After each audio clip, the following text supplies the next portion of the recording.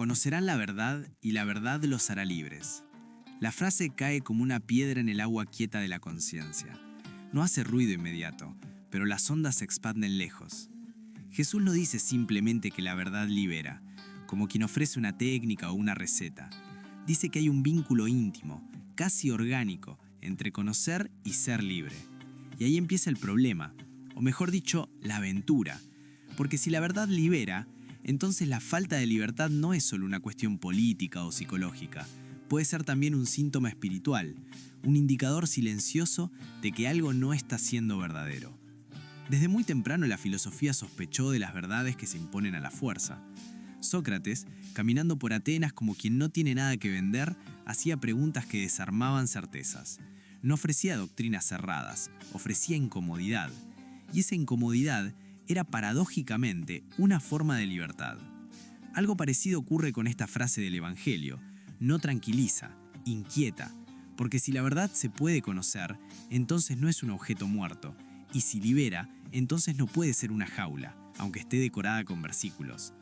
La palabra verdad suele llegar cargada de rigidez, suena a martillo, a frontera, a sentencia final.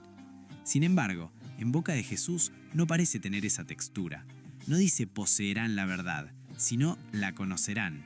Y conocer en el lenguaje bíblico no es acumular datos, sino entrar en relación. Se conoce a alguien cuando se lo habita, cuando se lo deja afectar. La verdad, entonces, no sería una muralla que separa a los que están adentro de los que quedan afuera, sino un camino que se recorre, a veces con tropiezos, a veces con miedo, pero con una extraña sensación de ensanchamiento interior. Ahora bien, si aceptamos, aunque sea como hipótesis, que la verdad produce libertad, podemos invertir la frase y mirarla desde otro ángulo. Allí donde hay opresión interior, miedo constante, culpa como estado permanente del alma, tal vez no estemos ante la verdad, aunque el discurso sea impecable y las citas bíblicas abundantes. La libertad se vuelve entonces una suerte de termómetro existencial, no una libertad entendida como hago lo que quiero, sino esa experiencia profunda de no estar dividido por dentro, de no vivir vigilándose a uno mismo como si Dios fuera un policía cósmico apostado en la conciencia. Aquí el terreno se vuelve delicado, porque muchas tradiciones religiosas, en particular ciertas formas del evangelismo estricto, han construido sistemas de creencias tan cerrados que la verdad termina funcionando como un candado. Todo está explicado de antemano, todo está normado, todo tiene su casillero. El fiel no camina, obedece, no discierne, repite, no ama libremente, cumple.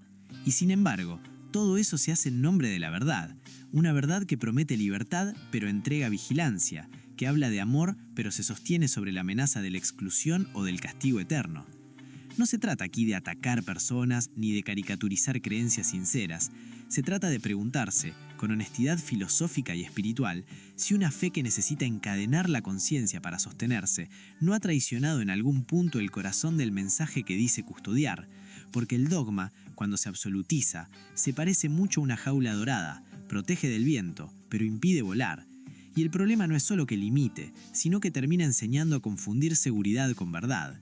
La Biblia misma está lejos de ser un manual de respuestas cerradas. Está llena de preguntas, de discusiones, de gritos dirigidos a Dios. Job se atreve a discutir con el Creador. Los salmos oscilan entre la balanza y la desesperación. Los profetas incomodan al poder religioso tanto como al político. Jesús, lejos de reforzar sistemas opresivos, los desarma desde adentro. Cura en sábado, habla con los excluidos, relativiza la letra cuando ésta ahoga la vida. No funda una doctrina blindada, sino un modo de estar en el mundo que gira alrededor del amor. Y el amor, si es verdadero, no puede ser forzado, no crece bajo amenaza, no florece en el terreno del miedo.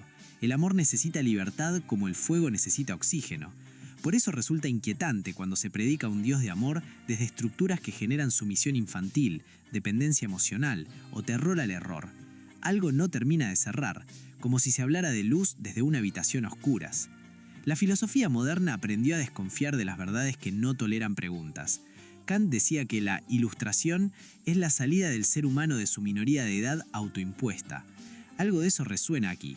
Una fe que prohíbe pensar, que condena la duda, que estigmatiza la pregunta, no libera, infantiliza. Y un creyente infantilizado es fácilmente manipulable, pero difícilmente libre. La verdad, en cambio, no teme ser interrogada, Al contrario, se afina en el diálogo, se purifica en la crítica, se profundiza cuando se la pone en juego con la vida concreta. Tal vez por eso Jesús no escribe tratados ni sistematiza teologías, cuenta parábolas, historias abiertas, ambiguas, provocadoras. El hijo pródigo, el buen samaritano, el sembrador, relatos que no cierran del todo, que dejan al oyente trabajando por dentro.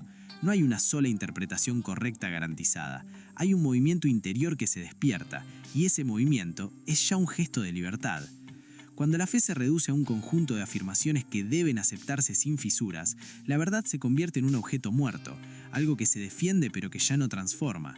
En cambio, cuando la verdad se vive como un proceso, como una búsqueda acompañada, como una relación que crece, aparece la libertad no como premio, sino como consecuencia natural. No porque todo esté permitido, sino porque el amor ha desplazado al miedo como motor de la vida espiritual. Quizás el mayor riesgo de las doctrinas rígidas no sea el error intelectual, sino el daño existencial. Personas que viven con culpa crónica, con miedo a pensar distinto, con terror a perder la salvación por una duda honesta. Personas que confunden obediencia con fidelidad y sumisión con fe. Y sin embargo, el Evangelio parece ir en otra dirección. No los llamo siervos, los llamo amigos. La amistad presupone libertad. Nadie es amigo por obligación.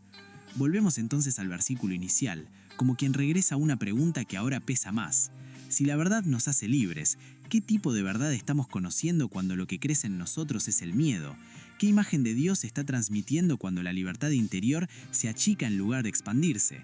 Tal vez no sea que la fe sea falsa, sino que ha sido secuestrada por estructuras que la endurecen, como un río canalizado a la fuerza que pierde la capacidad de regar. Pensar la verdad desde la libertad no implica relativismo barato ni todo da lo mismo. Implica algo más exigente, asumir la responsabilidad de una conciencia despierta, una conciencia que elige, que discierne, que ama sin garantías. La libertad de la que habla Jesús no es la del consumo, ni la del capricho. Es la libertad de quien ya no necesita mentirse para sobrevivir, de quien puede mirarse sin máscaras, de quien se sabe amado antes de cumplir cualquier norma. Tal vez al final, la pregunta no sea si somos ortodoxos, sino si somos libres, no libres de toda norma, sino libres del miedo que nos vuelve duros con nosotros y con los demás, libres para amar sin calcular, para creer sin anestesiarnos, para buscar la verdad sin convertirla en un arma, porque si la verdad no nos ensancha el alma, si no nos vuelve más humanos, más compasivos, más vivos, entonces quizás, solo quizás, todavía no la hemos conocido.